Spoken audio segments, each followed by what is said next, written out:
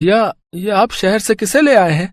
माँ पिताजी मुझे माफ कर देना, लेकिन ये आपकी बहू रिया है। हम दोनों एक दूसरे से प्यार करते हैं, इसलिए हमने शादी कर ली। अरुण की खुशी के लिए उसके गरीब परिवार वाले रिया को अपना लेते हैं। इसके बाद वो दोनों अपने कमरे में जाने लगते हैं तो राहुल उनका दरवाजा रोकते हुए कहता है, भाभी मुझे पहले पैसे दो, तभी अंदर जाने दूंगा मैं। हाँ, उफ, दिखा दी ना आखिर अपनी गरीबी वाली आदत। अमीर लड़की देखी नहीं कि पैसे मांगना शुरू। एक तो वैसे ही मैं इतनी थकी हुई हूँ, ऊपर से ये दरवाजा रोक कर खड़ा हो गया। तुम गलत समझ रही हो रिया। ये तो बस एक रस्म निभा रहा है और उसी का नेक तुमसे मांग रहा है।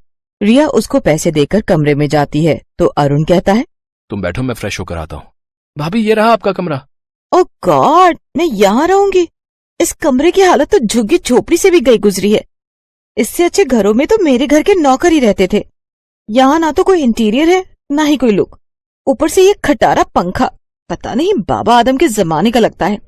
पता नहीं तुम सब इतनी गर्मी और गरीबी में कैसे एडजस्ट करते हो। वो अपने देवर को गरीबी के ताने दे रही होती है कि तभी वहाँ अरुण आ जाता है तो वो चुप हो जाती है।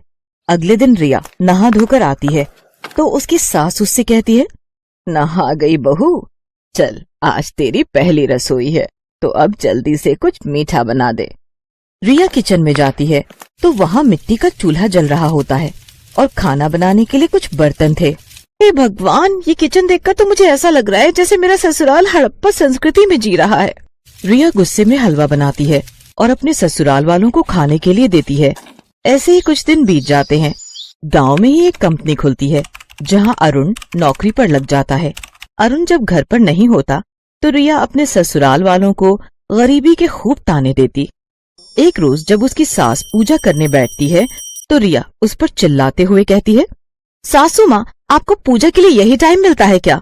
जब घर के कामकाज का टाइम होता है तो आप पूजा करने बैठ जाती हो। ये सब ढोंग बाद में करना, और ये लो अभी ये सब्जी काटो। और पिताजी, आप निकम्मों की तरह पड़े हो, ये नहीं कि बाजार जाके सब्जी ही ले आऊं। और राहुल, तू जाकर पानी भर ला। पढ़ने का ड्रामा ना कर, बाद में करियो। जब से आई हूँ तुम सबकी तो ऐश हो गई है। अरुण जब घर पर नहीं होता तो रिया उन सबसे खूब काम लेती और अरुण के आने पर खुद बेचारी बनकर घर के काम करने लगती। कुछ महीनों बाद रिया गर्भवती होती है। ये सब सुनकर सभी घर वाले बहुत खुश होते हैं। उन सबको खुश होता देख रिया उन सबसे कहती है, मैं आप सबसे कुछ कहना चाहती हूँ। मैं नहीं चाहती कि जिस गरीबी में मैं जी रही हूँ उसमें मेरा बच्चा भी जिए, इसलिए मैं अरुण के साथ शहर शिफ्ट हो रही हूँ।